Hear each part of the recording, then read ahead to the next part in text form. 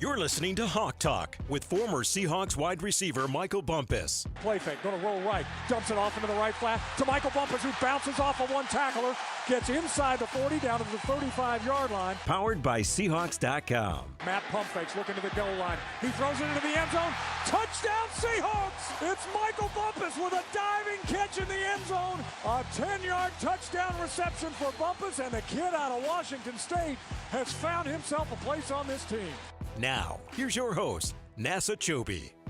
Welcome into another edition of Hawk Talk. The Seahawks getting ready to take on these Minnesota Vikings. The Vikings. Lumen Field, broadcasting live from Seahawks Podcast Studio, presented by Sony, the official partner of the Seattle Seahawks. Bump, I don't need to describe it. Everyone knows out there, this is a big game. Yeah, big-time game. Got to have it. Seahawks lost to the Packers last week. It didn't end the season. I think a lot of us have talked about that. You had to win one of the next two games. You knew the Packers and the Vikings in the NFC North was going to be big contests. And boy, do you need this one. This is the game. Last game, that was a game too. You get that out the way, you feel better about whatever happens this game. But this is the game. You got to get this done. The Vikings are good. Sam Darnold's back. Kevin O'Connell probably going to get Coach of the Year. Brian Flores, second year with the Vikings defense, got them going. You got to show up. Yeah, this game is going to be a hard one for the Seahawks, definitely. They are stacked. We're going to go through all the matchups, what you need to know. But first, let's get into them. What's on tap? What's on tap?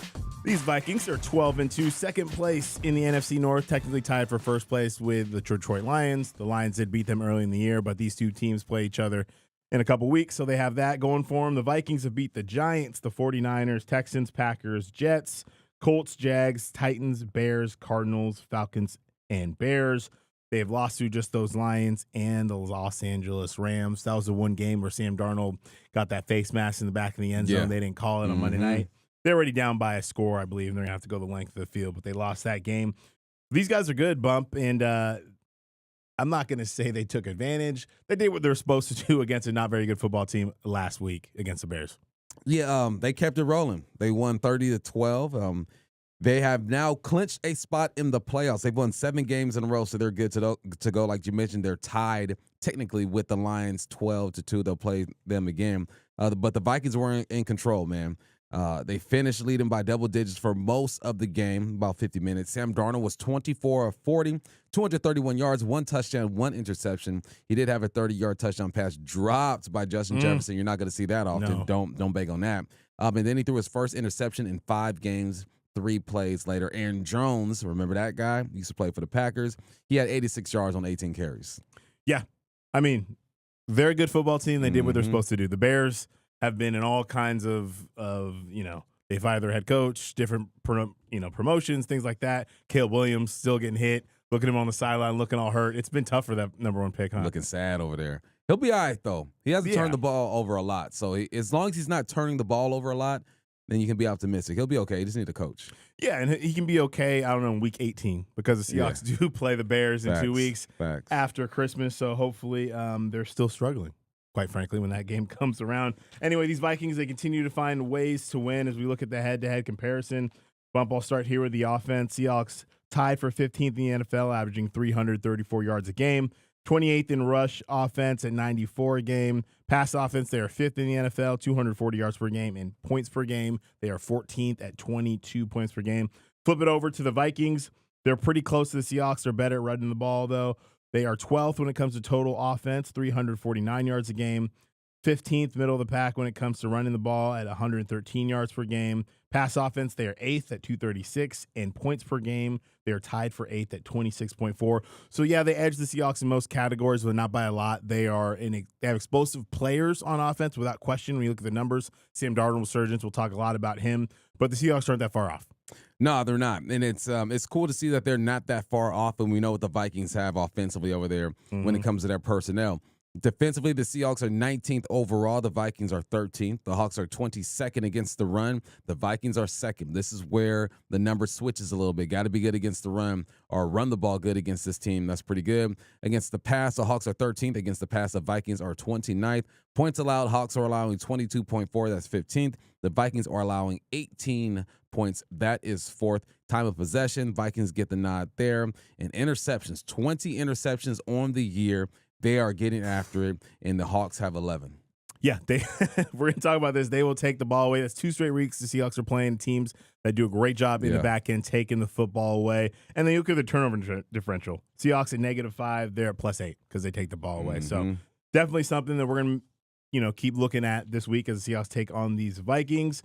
And for a while there, kind of felt like they were playing every year. But let's know the history between these two teams. Know your history. Seahawks lead the all-time series 13-6. The Seahawks have the 1-0 edge in the postseason. If you guys remember the Blair Walsh game, the Seahawks have won 7 of the last 8 matchups against these guys. Last meeting, though, was the one the Seahawks didn't get against the Vikings. It was 2021. This first time and the only win for the Vikings in this series since 2009. The Seahawks fell 30-17 on the road. Started off pretty good. Russell found DK for a 10-yard touchdown. Then the Vikings answered. Chris Carson got in the end zone. The Seahawks at one point had a 10-point lead. But then it was all Vikings from then on out. They scored the final 23 points. Kirk Cousins had a solid day, going 30-38, 323, and 3 touchdowns. No picks. Madison had 112 yards rushing. Justin Jefferson was younger then, was still balling, 9 receptions, 118 yards, and a touchdown. DK led the Seahawks receivers. He had 107 yards and a tud. Hope we see a little bit of that on Sunday. Please. And Chris Carson finished today, 80 yards, 12 carries, and a touchdown. Crazy thing about this bump, that doesn't feel like it was that long ago because I remember that game pretty well, actually. Not one person who made a tackle on defense that day is on this football team. That's wild. See, I wasn't even thinking about this game. My mind automatically went to COVID. That was a good one. The drive. When DK had like 3 or 4 catches, one on the sideline. 4th and 6, like 50 yards bomb on the sideline. Yeah. Yep, and then game-winning touchdown. I erased this from my memory. I knew you were going to go back to the COVID game, but I guess I was wrong. No, that was the next one. And then Tyler and DK are the only ones on offense from that game in 2021. So, man, things change. Yeah, quickly. Things change, but the Seahawks have rebuilt themselves and are looking to rebound against the Minnesota Vikings. Before we do that, let's check on the NFC West. What's the word? Where my soldiers at? West side! Where my soldiers at? West side! And the Seahawks are the NFC West champs again. What's the word in the West on Hawk Talk? All right, let's look at the standings. The Rams are 8-6. The Hawks are 8-6. The Cardinals are 7-7, and the Niners are 6-8. With the loss, technically, the Seahawks fell out of first place in the division. If the playoffs started today, which they don't, the Hawks would be out. But the Seahawks still control their own destiny and will win the NFC West if they win out. As simple as that. Control your own destiny. The remaining schedule for the Seahawks. Got the Vikings, of course, this week. You're going on the road. Pack your bags. You're going to Chicago, play the Bears. You're going to L.A. to play the Rams. The Rams have to travel East Coast. Hopefully that jet lag gets them. All right. Got to play the Jets. And then they have the Cardinals. And then, of course, naturally, you end with the Seahawks. The Cardinals got to play the Panthers, the Rams, and the Niners. So, it's set up for them. It's not the way we wanted it. We wanted to be able to spare a game if need be, but so what? You control your own destiny. That's all you can ask for at this point of the season. Yeah, no question about it. I mean, again, the thing that we didn't like last year, the last 2 years, quite frankly, the Seahawks got in the playoffs once, didn't the other time, is having to rely on other teams. Yeah. It's always nice when you can take care of business on your own. The Seahawks still have that in front of them, like you mentioned, so hopefully they can get that done. We are broadcasting live from the Seahawks podcast studio presented by Sony, the official partner of the Seahawks Bump. And Patriots, Cardinals, here's the cool thing about the Cardinals. So we're all just going to become Cardinals fans for the remainder of the season. The Seahawks will beat them twice. They have the tiebreaker there. We need the Cardinals to stay active and stay relevant. We need them to win this weekend. So next weekend against the Rams, that game means something and they still feel like they could win the NFC West. Yeah. They took care of business against the Patriots this last week. Didn't start well for them. They lost 2 starting linebackers on the first 5 plays of the game. Goodness gracious. They rallied back from that. They took a 16-3 fourth quarter lead. James Conner had 2 fourth quarter touchdowns, kind of sealed the deal against the Patriots. Colin Murray, 23-30, 224, no touchdowns, no picks. He was fortunate. He almost had a pick 6. That was ran back. There was a penalty on the play. Good to go there. Trey McBride did his thing, 87 yards on 9 catches. And, so they took care of business. They're still in it. And obviously, we're going to be big Jets fans this weekend as well. And I say all that because I just like have extra assurances. I like it to be easy. Just like everyone else, I like it to be easy. Everything's set up for you. Yeah. The guys in that locker room know that none of that matters. They're not looking at the scoreboard. They're looking at the team in front of them. So they just got to take care of business there. 49ers, no one's thinking about y'all right now. Nah, it's a wrap for y'all. It is what it is. It's a wrap for y'all. And we can say that because we don't play them again this year. Nah. We split too. So when's the last time we split with the Niners? It's been a while. 2019. Goodness gracious. 2019, because I think the Seahawks got them both in 20 and got them both in 21 and then lost the next couple. We didn't talk about that. All right. Anyway, let's get back to these Minnesota Vikings bump, and I'm going to let you start this one off because this is your guy. It's my dude. Sam Darnold. Not this Hey, week. who you got? Who you got? You know what time it is. Man up. Man up, brother. Man up. Man up on Hawk Talk. Like you mentioned, he was my guy up to this point. Now, after this game, he can be my guy again. But Sam Darnold, man, I had faith in this man going to the Vikings, and he did not disappoint, man. His 7th NFL season, which is crazy. It's been a bumpy ride. It was 3rd overall pick to the New York Jets. In 2018, he got drafted out of USC. You know, they put out them quarterbacks. His time in New York, it was pretty bad, man. It wasn't great. 38 games there. He was just 13 to 25, 60% passer with 45 touchdowns, 39 interceptions. He famously was caught saying he's seeing ghosts. And that's messed up. And he got done dirty there. That is going to live with him for the rest of his life. So the Jets now have I'm seeing ghosts in the butt fumble. They got 2 iconic situations for a quarterback. But you can't blame him. No one has success over there at the quarterback spot. Chad Pennington had some success back in the day. Maybe Vinny Testaverde. Even Mark Sanchez did when they had a good defense. Yeah. But we're talking over 14 years ago now. Yeah, it's been a while. The Sam Darnold, he was then traded to the Panthers. He stayed there for 1 year. They were 4-7. He had 2,500 yards, 9 touchdowns, 12 interceptions. He was benched the following year for Baker Mayfield. He spent the last year as a backup in San Francisco before signing with the Vikings in April. And then J.J. McCarthy was drafted 10th overall. The Vikings are feeling good. You got your insurance plan. Guess what? Insurance comes through clutch when you need it. And that's what Sam Darnold has been, insurance, and he's came through clutch, man. McCarthy tore his meniscus. He's been out for the whole season. But Sam Darnold's balling. He's playing like he's a Pro Bowler, man. He already has career highs in almost every category: games, completions, attempts, yards, touchdowns, QB rating, QBR, all of that through week 15. Here's where he stands as a passer. Passer rating, he's 4th. Passing touchdowns, he's 5th. Passing yards, he is 6th. And the completion percentage, he is 12th. Darnold leads the NFL with 53 completions of 20 yards or more, with 34 completions with at least 25 yards this season. And you know why? Justin Jefferson, Jordan Addison. We're going to talk about that. You got Hawkinson over there as well. My man is balling this year, and it's fun to see, but I don't need to see him ball this weekend. Get back to your old Jet self, Sam Darnold. Yeah, Sam's been a great surprise. I mean, a lot of people draw the easy comparison to Geno Smith. Obviously, it's not exactly the same, but the same deal where you were casted aside, you were thought a certain type of way. Granted, Sam Darnold was a top 5 pick. Geno was a second rounder. Right. But you see the parallels of maybe you were given up on too early, and he's balling out. I mean, the numbers don't lie. I mean, tied for second this season with 10 games with at least 2 touchdown passes, 100-plus passer rating, 11 to 14 games. He's the man. He's getting it done right now for them, and it couldn't be a better scenario for them. I don't know how much credit should go to Kevin O'Connell. I think it's kind of a joint thing. But regardless, Sam Darnold has earned a big payday, whether it's going to be with the Vikings or another team. So we'll see. Hopefully, Seahawks can contain him. We don't want him getting off this weekend. So going on to our quarterback, Geno Smith. Let's go, Geno. Now, biggest storyline coming to the week. We've been talking about it. We've been concerned about it. What's going on with Geno? He was unable to finish the game against the Packers. That had a huge effect in the game. Coach McDonald spoke on Wednesday about the status of Geno Smith. Geno feels good. Did walkthrough today. We'll see how many reps. We got a plan for practice. We'll see how it kind of alters as practice starts to declare, but he'll be out there for a significant capacity today. We'll see how many reps he takes. The nice thing there, Bump, is after that, he was a full participant in practice. Yep. The optimism is still there, which is great for him. Geno spoke at the podium today, and he said, hey, man, he's getting better every day. He expects to play, and I think we expect to see him there.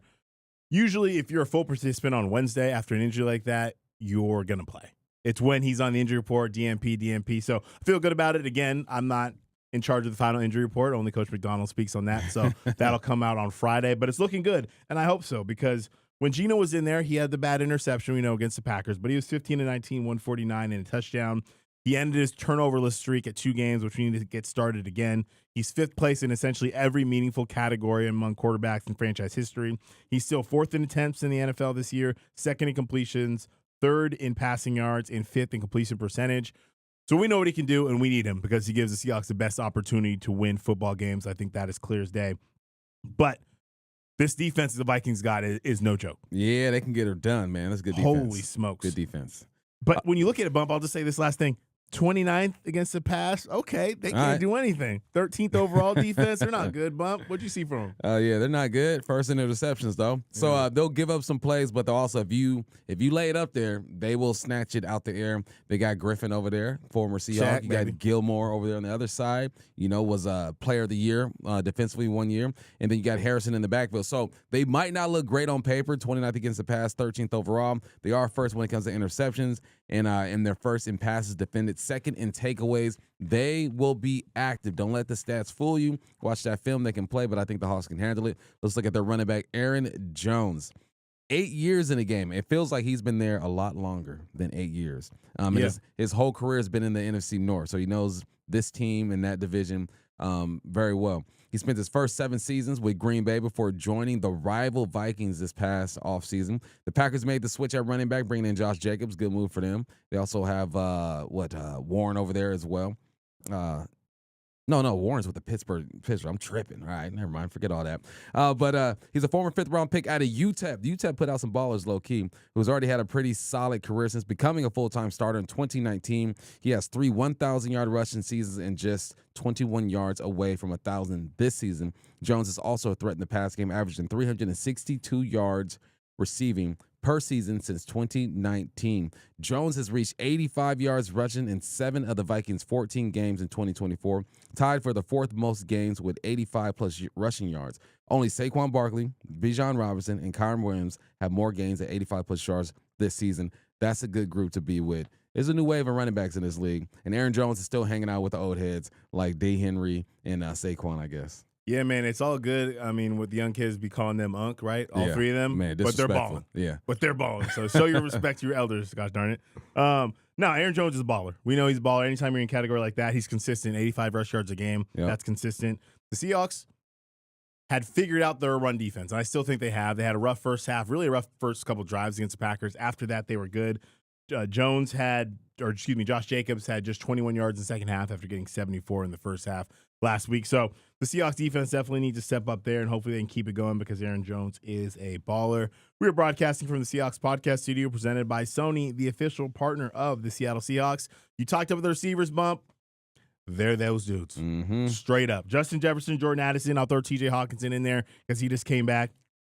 I could go for days about Justin Jefferson. We could do another 45 minutes just on his stats alone. Since he stepped in the league, baller. Straight up, immediately one of the best. He's got 1,000 yards receiving in each of his first 5 NFL seasons.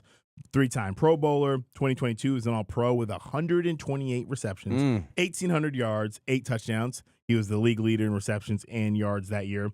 Last season, he only played 10 games, still had over 1,000 yards with 5 touchdowns. Only year he didn't make the Pro Bowl. And this year, he's currently second in the NFL in receiving yards with 1,243, 10th in receptions with 82, and he surpassed 7,000 career receiving yards in Week 14 versus Atlanta, becoming the first player in NFL history with 7,000 receiving yards in his first 5 NFL seasons. So Minnesota just puts out great receivers, apparently, huh? They got a couple. That guy named Carter or something. Randy Moss. Okay. Now this guy. Settle down, Vikings. Goodness. 24 receptions, 20-plus yards this season. I mean, keep him in front. He is dynamic. You say what you want. I mean, he is as good as advertised. Spoon, Breek Woolen, Kobe, Julian Love, everybody's going to have to do their part. They're going to do their part up front to make sure that Sam Darnold doesn't have all day to throw. You throw in Addison, 51 receptions, 771 yards, 7 touchdowns. He's a former first-round pick from SC. He's had multiple 40-yard catches, so he's the deep threat. Then you got Hawkinson, who's been balling, bringing their tight end group back. Jordan, he don't get no Pitt love, huh? No Pitt love? Didn't he transfer from Pitt? Won a Blitnikoff and went to SC? Pitt was where, you're right, I shouldn't have disrespected Pitt. He made his hay at Pitt, and actually his numbers were down at SC. Yeah. But that was the last place he was at. Yeah, okay. This is a new era when it comes to football players. They're going to be like 3 different schools, from Pitt to SC to Oklahoma. I know. I'm waiting for the Sunday Night Football intro to be like, Michael Bumpus, Washington State, Sac State. Yeah. No, all the different ones. Yeah, it's crazy. Deeper than the deepest is a rule for DBs. Yes, it is. This is going to have to be real serious this week. Deeper than the deepest. Let's not forget T.J. Hawkinson. He returned after Week 9, the Vikings tight end. He's combined for 49 receptions, tied for 6th most in NFL, and 563 yards, 4th. Amongst teams that have targeted their tight ends at least 50 times in that span, the Vikings lead the league in yards per catch, 11.5.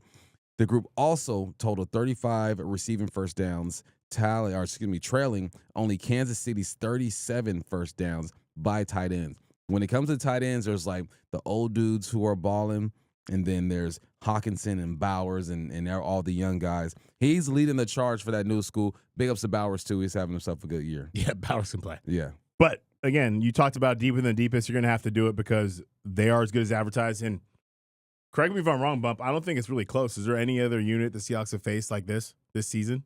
Nah. Top to bottom? No one's touching it. That's it. I mean, nah. No one's touching it. Even the Niners weren't healthy. Niners weren't healthy. Out. I tried to give it to the Lions, but Laporta hasn't been the same this year. And all they have is they got a Monroe over there. You got Williams as well, but it's just different here. It's different. What about our receivers, Bump? All right, our guys, JSN and DK versus your guy, Byron Murphy, man. UW, I see you. All right, Byron Murphy. Second year JSN, he's balling this year, man. 7 straight weeks where he leads the team in receiving. JSN, he leads the team in receptions, yards, and receiving touchdowns. He's also 6 yards away from his first 1,000-yard season. Come on now, JSN. There has to be an incentive in his contract somewhere for that. Hope you get it. We are going to get it. And became the 10th player in franchise history to reach that mark, 1,000 yards. He will be. JSN is 6th in the NFL when it comes to receiving yards with 994. He's also 7th in receptions with 85. Goodness gracious.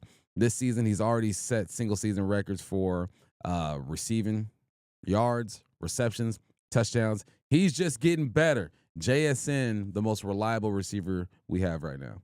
Yeah. I mean, it proofs in the pudding, consistency. He's doing it every single week, and we've now come to expect it. So while we've come to expect that, I also want to get back to what we've come to expect out of DeKalen Metcalf. Come on, DK. Come on, DK. We need it, baby. He's averaging 14 yards per reception, which is 8th in the NFL with a minimum of 50 catches. He's had a 10-yard reception in every game. Despite his decreased production since the knee injury, 57 receptions, 840 yards, 3 touchdowns. I still think he has a chance to get 1,000. Defensively, we talked about the Vikings. Mm-hmm. Against the pass, they don't have great numbers, but they take the ball away, lead the NFL in interceptions, passes defended, second in takeaways. And a lot of it, thank you, Byron Murphy, former UW product. He leads the team with 6 interceptions on the season, which is also second in the NFL. He's got 61 tackles, 6 picks, 12 passes defended, 5 TFLs. You mentioned Shaq Griffin. Shaq. Love Shaq. He was always great to us when he was here. And then your 13-year vet, Harrison Smith. So the Seahawks have a chance to get after him. We know they can. Mm-hmm. It's about protecting Geno Smith and hopefully we can get the ball out there. But if the Seahawks are going to win, we're going to need to see production out of JSN and DK for sure. They are a nice combo, man. 840 yards for DK, then it's a down year for him, and I anticipate he's going to get to 1,000 yards. DK, you go do your thing. But it's going to be a challenge. You got Byron Murphy, like you mentioned, that they're going up against. You got Harrison, the OG. You got Griffin. You got the other OG and Gilmore. So, come on, have your best day, DK. Go ahead and lead the charge. Need it. And we'll finish here, Bump. The last one's running back. Seahawks got to run the ball. Mm-hmm. Really hoping Ken Walker is back this week. We're getting closer and more optimistic. What's that, 2 weeks now he's been out? Yes, he's been out since the Jets game. So hopefully Ken will be back. Last week, Charbonnet, he only had 54 yards, but he also only had 8 carries. He had a 24-yard touchdown, was still averaging 6.8 yards a carry. So, again, we're really hoping that Ken Walker is back in the lineup because we know how dynamic he is. And they're going to need it because the Vikings defense are number 2 in rush defense. They are getting after people, Bump. They got 2 stud linebackers, Greenard, Van Ginkel. Their numbers are all over the place, man. They spent time away. They're both free agents. I don't think anyone in Minnesota will tell you the straight face that thought they were going to get this type of production from both of them. Heck no. They're combined for 20 sacks. I mean, you look at through 15 weeks, Van Ginkel, 15 TFLs, tied for 6. Sacks, he has 9, tied for 9th. Defensive TDs, he has 2. Touchdown. And then Greenard, tied for 6 in TFLs, 11 sacks, tied for 5th. QB pressures, 3rd. Both of them together, Bump, are... When I first put on the film defensively, I looked at those two. I was like, oh, damn, those guys are different. Yeah, those dudes, their reaction time, their recognition is just different. And Brian Flores uses them well in their blitz game. They blitz the most out of any team in the NFL. So they are going to be getting downhill. This offensive line, last week, the challenge was with the D-line when it comes to the Green Bay Packers. Right. Still going to be a challenge, obviously, because the Vikings are, top 5 when it comes to sacks. Defensive line does a great job. But this linebacker group is something special. They really play well off each other. Yeah, so But here's the one positive, everybody. Here's the one positive. They're number 2 in the league when it comes to rush defense. They're only allowing 89 yards per game. But the last 3 weeks now haven't been so good on the ground. Arizona got 154 on them on 31 carries. Atlanta got 158 on 32 carries. Okay. Chicago got 113 on 29 carries. So right now they're giving up 141 yards per game their last 3. Yep. So there is hope. We know they got all the dudes on that defense, but right now a couple teams have found something, some cracks in the armor. So hopefully Coach Grubb, Geno Smith, the rest of the offensive line can get back there healthy, move some people, and get the running back up because we need it. The Seahawks need it. They need this game. And let's tell you how the Seahawks are going to win that game. Path to victory. At the 45, waits for the snap. Michael Dixon puts it down. That kick is away. And that kick is good! The Seahawks win! It's good! It's a path to victory on Hawk Talk. Playoff mode, baby. It's already been activated. And I got to keep it rolling, right? You felt it last week against the Green Bay Packers. Now you feel it here. You still control your own destiny. If you lose this one, you're going to start needing some help. So let's not lose it, man. The Vikings team, they're a good ball team. On defense, we read all the stats, right? Yep. Good against the run, but like you mentioned, last 3 weeks, got what, $158, $150-something, $113. They will give it up if you get the run going, so let's hope that our running backs are healthy and ready to go. Get after Sam Darnold. He's been sacked a lot this year, and he doesn't want to run. I watched the film. He wants to stay in the pocket. Like I'm sure the Vikings fans are screaming at him to run the football. Mm-hmm. He don't want to do it. So it's a combination of him being patient, looking down the field for his weapons, and just being stubborn with not running the football is why he has sacks. If he wants to stay in that pocket, Big Cat, Boye, DT, all y'all get after him. Absolutely need it. Absolutely need it. He can't be looking like the Sam Darnold of 2024. I like some previous versions of him. Give me that. And then, they got some really good receivers. Justin Jefferson, Jordan Addison, Tyler Hockenson. You're not going to completely shut them down, but you got to keep them in front. Limit the explosive plays. They can't be going off. I don't want to see Justin Jefferson dancing all over the end zone, all up on the screen. I don't want to see any of that. And to stop that, you got to keep them in front. And then you got to, stop the run from the jump. The last 2 games, it's been a little bit of slow. They figured it out against the Packers, but unfortunately, you're down 14-0 against a good team. It's hard to come back that way. So defensively, definitely can't have a slow start in that aspect at all. Yeah, no slow starts. And then, as always, protect your quarterback. He was sacked 7 times last week. 7 times. So if you want to win this ball game, you have to attack through the air. You got to attack on the ground. You got to be the troops on the ground, the Air Force in the air. You got to bring all the branches of the Seahawks military together and go get this thing done. Take care of the football, especially in the red zone. I'm tired of seeing it, and I don't want to see it again. Take care of the rock.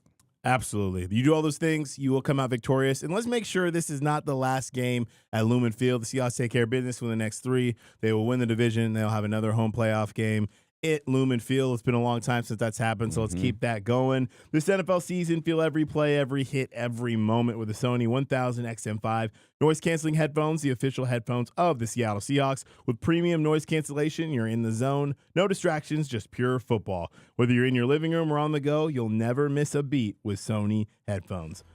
It's a big game, Bump. Yes, sir. Seahawks need it, taking on the Vikings. It's going to be a huge one at Lumen Field. Kickoff at 1:05. Pregame show on the radio begins at 10 o'clock. You can come down to the Ticketmaster tailgate. Come see Bump and myself as we get you ready for kickoff. This has been Hawk Talk. Hopefully, we'll be talking to you on Monday about a Seahawks much-needed victory over these Minnesota Vikings. He's Michael Bumpus. I'm Nasser Kyobe. We will talk to you next week.